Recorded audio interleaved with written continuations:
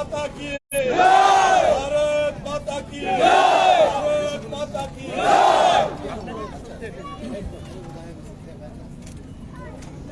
आप सबको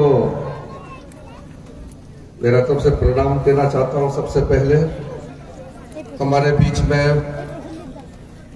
मंच पर विराजमान मेरा पुराना साथी, जिन्होंने त्रिपुरा को बहुत दिनों तक संभाला है, बिप्लब देव जी, और आपके यहाँ के बहुत ही लोकप्रिय जननेता deputy chief minister Jishnu Dev Barman ji, और कलकत्ता से पश्चिम बंगाल में भारतीय जनता पार्टी का नेतृत्व बहुत ही दमदार के साथ आगे काम करने वाला शुभेंदु अधिकारी जी, और त्रिपुरा भारतीय जनता पार्टी के प्रदेश अध्यक्ष राजीव भट्टाचार्य जी, जनरल सेक्रेटरी सिंकू रॉय जी, दूसरा जनरल सेक्रेटरी किशोर बर्मन जी, पार्टी के अन्य साथियों,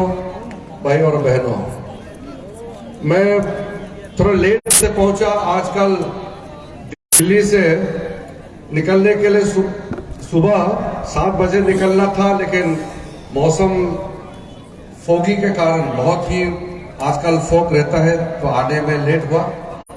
लेकिन जब आपके बीच में आया, जन विश्वास यात्रा में सम्मिलित होने के लिए, मैं 1-2 बातें आपको जरूर कहूंगा। वैसे तो त्रिपुरा में मैं बहुत बार आए, लेकिन खास करके 1987-88 में मैं उस समय जब शायद क्लास 11-12 में थे, तो यहाँ खेलने के लिए आए थे। स्पोर्ट्स का एक बड़ा टूर्नामेंट हुआ था अगरतला में, तो उस समय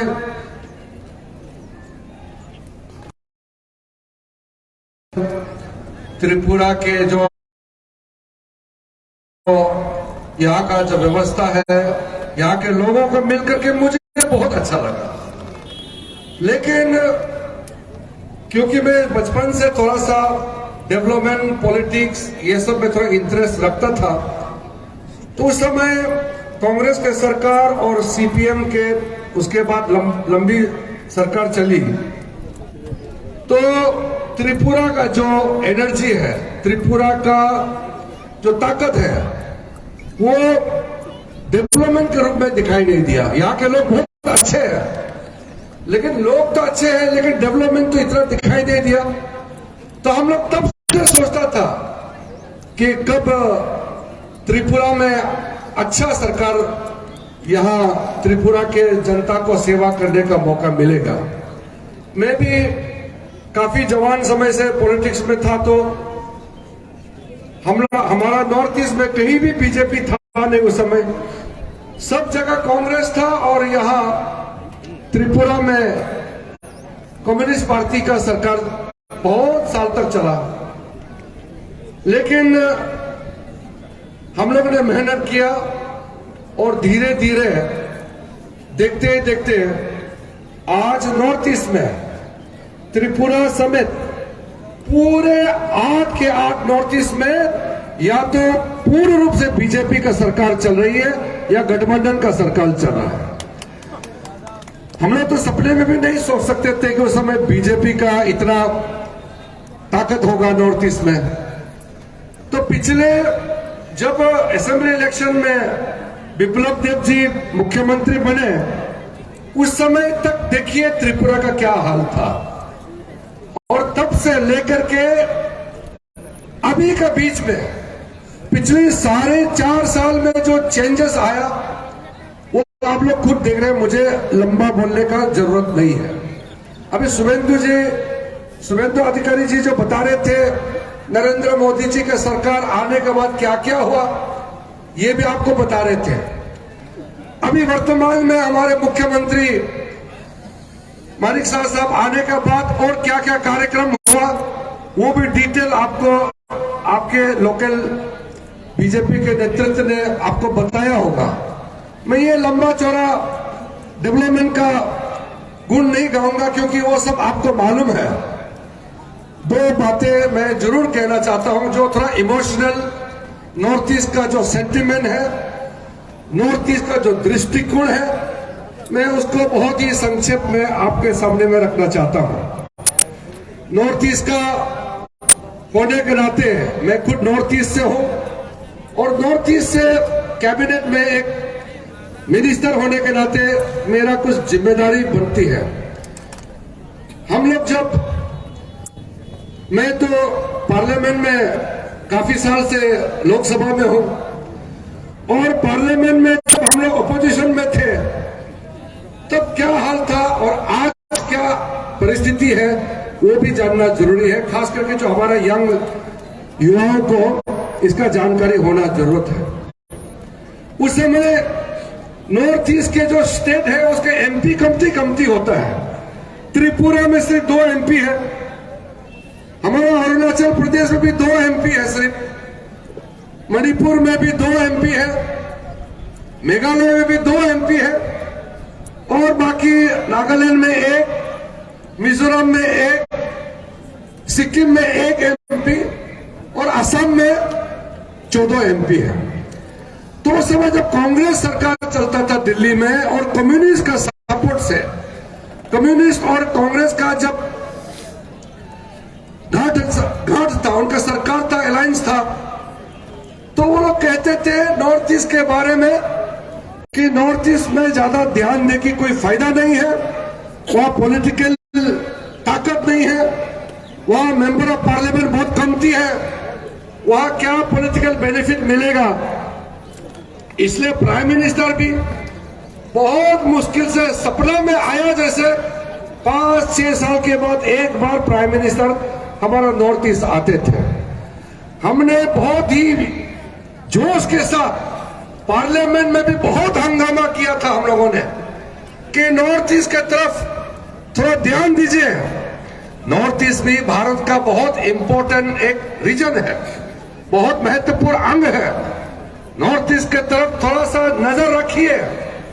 कितना चिल्ला करके हम लोगों ने पार्लियामेंट में और पार्लियामेंट के बाहर हम लोग कहते थे, लेकिन कोई सोनिया गांधी, कोई मनमोहन सिंह, उससे पहले जितने भी कांग्रेस के जो प्रधानमंत्री थे, उनका कोई ध्यान हमारा नॉर्थ ईस्ट पे नहीं जाता था। तो हम लोगों ने संघर्ष किया। संघर्ष करते करते हम तो बहुत कम समय में, कम उम्र से हम तो बीजेपी में थे, तो हमने सोचा कि हम इसका बदला जरूर लेंगे। हमने मेहनत किया और आज जब बीजेपी नॉर्थ ईस्ट में पूरा फैल चुका है, जड़ में मजबूत पकड़ चुका है, तो आज नॉर्थ ईस्ट को किसी का मोहताज नहीं है। नरेंद्र मोदी जी का लीडरशिप में बाकी देश से भी ज्यादा तेजी से हमारा नॉर्थ ईस्ट अभी आगे बढ़ रहा है। अभी यहाँ कोई हाईवे का, गांव का रास्ता का, अलग अलग स्कीम्स जितना चल रहा है वो सब आप लोग देख लीजिए।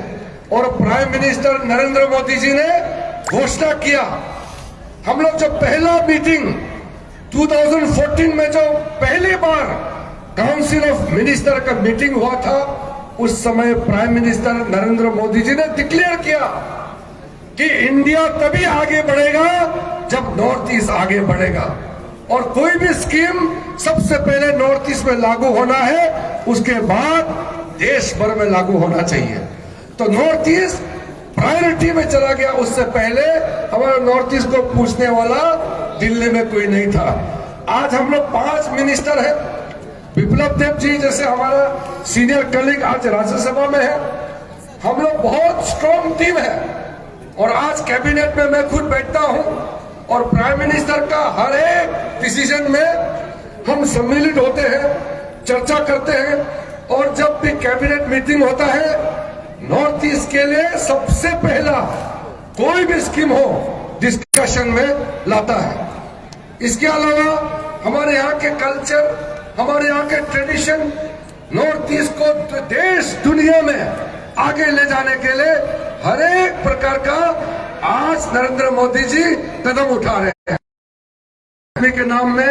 वो लक्की मैस्कॉट मानता है नॉर्थ ईस्ट को।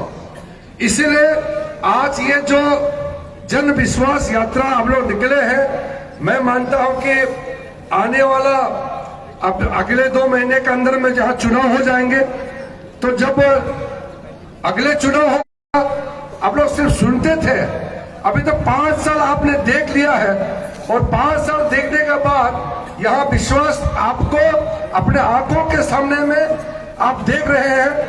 मैं तो बहुत ही करीबी से नॉर्थ ईस्ट को बदलते हुए देखा है। जब मैं मिनिस्टर ऑफ स्टेट होम थे 2014 में, आपको पता है लोग नॉर्थ ईस्ट आने के लिए डरते थे। दिल्ली में लोग मिलते थे, बंबई में, कलकत्ता में और भी कई जगह में, असम जाएगा, अरुणाचल, नागालैंड, लोग डरते थे। लोग कहते थे नॉर्थ ईस्ट आएगा तो वहां इंसर्जेंसी है, वहां गोली बारूद चलता है, अंडरग्राउंड है, वहां जवान लोग जंगल चले गए हैं, जंगल से बम फेंकता है, गोली मारता है। ऐसा हमारा नॉर्थ ईस्ट का छवि। ब्रू रिफ्यूजी का इशू के लिए भी आए थे। एक बार राजनाथ सिंह जी हम दोनों आए थे सिक्योरिटी रिव्यू के लिए, और एक बार ये बॉर्डर बांग्लादेश का साथ जो बॉर्डर आपका यहाँ अगरतला के पास जो इंटीग्रेटेड चेक पोस्ट, उसका इनॉग्रेशन भी मैंने ही किया, मेरा नाम अभी भी लिखा होगा उसमें। जब हम शुरू में मिनिस्टर ऑफ स्टेट सिक्योरिटी के लिए आए थे, तब भी यहाँ का सिक्योरिटी हालत ठीक नहीं था। लेकिन देखते साढ़े 4 साल के अंदर में त्रिपुरा के अंदर में कोई अभी सिक्योरिटी थ्रेट नहीं है। अभी सारा जो भी प्रॉब्लम था वो भी सुलझ किया गया है। Arm forces special powers act का जो प्रोविजन था वो भी सारा त्रिपुरा से 100% उठाया गया है। अभी अगले बार जो सरकार बनेगा 2023 में, जो भी त्रिपुरा में वो जो 5 साल में हमने फाउंडेशन लगाया है, उस फाउंडेशन के ऊपर में हम बिल्डिंग निर्माण करेंगे। जो स्ट्रॉन्ग हमने उसको एक नई ऊंचाई तक ले जाने में पैदा हुआ हूं, इसी नॉर्थ ईस्ट से मैं आया हूं। इसलिए मेरे संदर्भ में मेरे लिए जो भी करना होगा, मैं आपके साथ में, आपके नेता चीफ मिनिस्टर साहब के साथ, डिप्टी सीएम के साथ, विप्लव जी लीगल एड के लिए कोई भी गरीब को अगर वकील चाहिए, हम बिना पैसा का वकील दिलाने के लिए हम प्लान बना रहे हैं। सारा व्यवस्था देश भर में गांव के गरीब लोगों को इंसाफ दिलाने के लिए बड़ा योजना जो हमने चलाया है। डिटेल में बात करने के लिए मैं फिर से आऊंगा। आज जन विश्वास यात्रा को हम साथ देने के लिए, समर्थन देने के लिए आपके बीच में आए हैं। मैं बहुत ज्यादा समय नहीं लेना चाहता हूं, लेकिन जो भी मैं आज 2 शब्द आपके समक्ष जो रखा है, उसको और आगे ले जाने के लिए नरेंद्र मोदी जी के नेतृत्व में देश को आगे ले जाते जाते नॉर्थ ईस्ट को, त्रिपुरा को और भी आगे ले जाने के लिए जो भी संभव कदम है हम उठाएंगे।